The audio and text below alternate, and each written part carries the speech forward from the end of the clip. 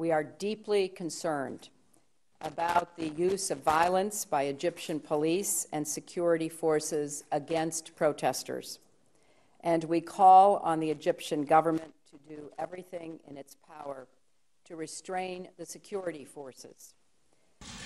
Our first concern is preventing injury or loss of life.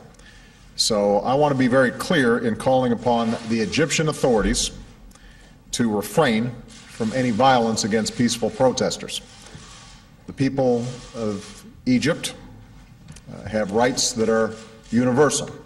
That includes the right to peaceful assembly and association, the right to free speech, and the ability to determine their own destiny. These are human rights, and the United States will stand up for them everywhere.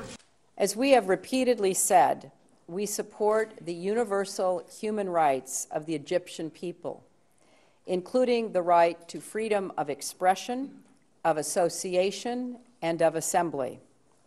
We urge the Egyptian authorities to allow peaceful protests. Violence will not address the grievances of the Egyptian people, and suppressing ideas never succeeds in making them go away. What's needed right now are concrete steps that advance the rights of the Egyptian people, a meaningful dialogue between the government and its citizens, and a path of political change that leads to a future of greater freedom and greater opportunity and justice for the Egyptian people. These protests underscore that there are deep grievances within Egyptian society, and the Egyptian government needs to understand that violence will not make these grievances go away. Governments have an obligation to respond to their citizens.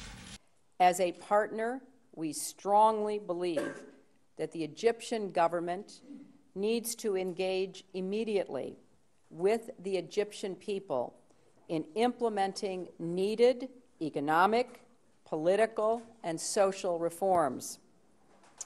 We continue to raise with the Egyptian government, as we do with other governments in the region, the imperative for reform and greater openness and participation to provide a better future for all. All governments must maintain power through consent, not coercion.